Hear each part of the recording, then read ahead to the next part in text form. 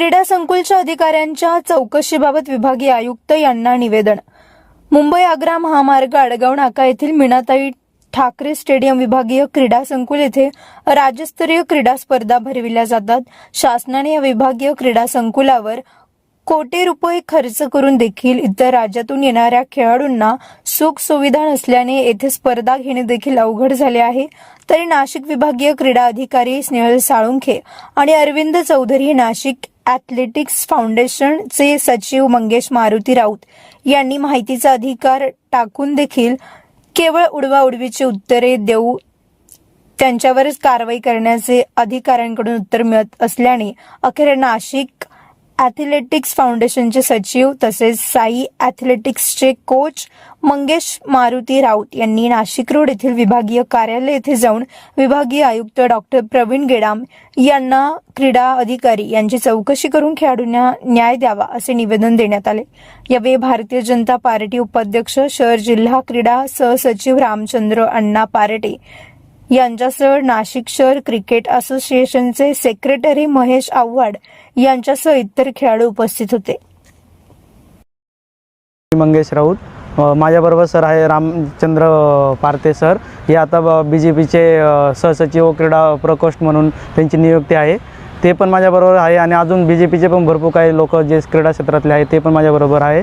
आणि दुसरी एक गोष्ट म्हणजे आता आम्ही नाशिक ॲथलेटिक्स फाउंडेशन मार्फत मीनाताई ठाकरे स्टेडियम येथे राज्यस्तरीय 4th एडिशन राज्यस्तरीय ॲथलेटिक्स स्पर्धा आयोजित केली होती।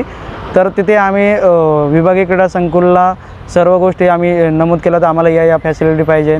तर आम्हाला ज्या नमूद केलेल्या फॅसिलिटी होत्या, डॉमिटरी असो, स्टेडियम असो, जे मुलांना कॅन्टीन वगैरे, राहण्याची सोय वगैरे जे होते ते कोणत्याही प्रकारचे आम्हाला व्यवस्थित देण्यात नाही आली। तर त्याची आमची खूप आम्हाला मानसिक त्रास झाला, आर्थिक हानी झाली। आम्हाला कधी आम्हाला क्रीडा साहित्य पण भेटलं नाही।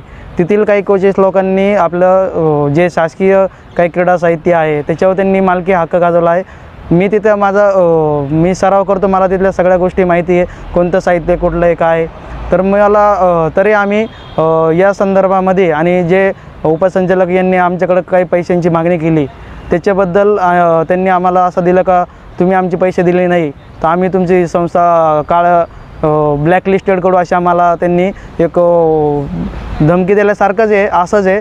आणि ऑलरेडी त्यांना आम्ही अगोदर बुकिंगचे आम्ही त्यांना पैसे दिलेले होते चेकच्या मार्फत, पण त्यांनी ते कोणत्याही प्रकारची नमूद न करता कोणत्याही प्रकारचा हिशोब न लावता त्यांनी अनलिगली पद्धतीने चुकीचे अमाऊंट टाकून पुढं विभागीय आयुक्त यांना लेटर दिले। तरी आम्ही या गोष्टीचं दखल घेत आम्ही सर्व विभागीय आयुक्त यांना भेटलो आणि याबद्दल सर्व तक्रार केली का अशा आम्हाला सुविधा भेटलेल्या नाही, तर आम्हाला या असं गोष्टीमुळे आम्हाला आर्थिक हानी झाली, मानसिक हानी झाली। तर आम्ही त्यांना बोललो की या इथून पुढे ज्या स्पर्धा होणार आहे त्या स्पर्धेला कोणत्याही प्रकारचे असं आयोजकांना कोणत्या प्रकारचा मानसिक त्रास होऊ नये, आर्थिक हानी होऊ नये, जे काही ग्राउंडचे फॅसिलिटी आहे ते सर्व व्यवस्थितरित्या पूर्ण करून द्यावे हीच त्यांना आम्ही मागणी केली।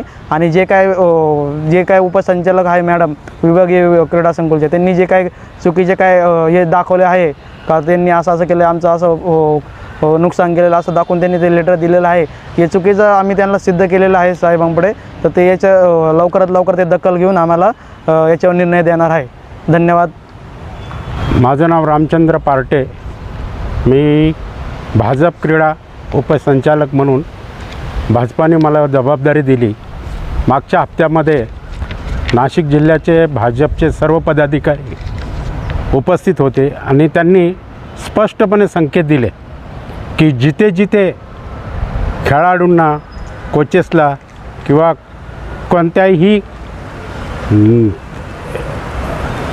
ग्राउंडमध्ये काही प्रॉब्लेम असेल तर तुम्ही ते संचालन करा, त्या व्यक्तींना पत्र द्या।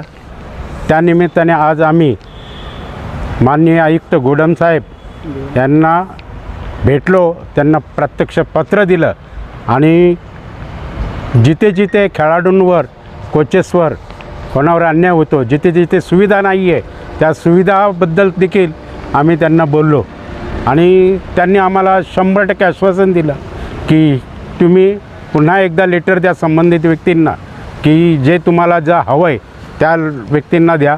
आणि आम्ही त्या पद्धतीने आता हे लेटर संबंधित व्यक्तींना देणार आहोत आणि त्यानंतर आम्ही माननीय आयुक्त गोदामसाहेब यांना भेटणार आहोत आणि पुढील जिथे नाशिक जिल्ह्यात कोणत्याही ठिकाणी जर कोणत्या खेळाडूवर अन्याय होत असेल, जर जिथे सुविधेचा अभाव असेल, अशा खेळाडूंनी, अशा प्रशिक्षकांनी आम्हाला येऊन भेटावं.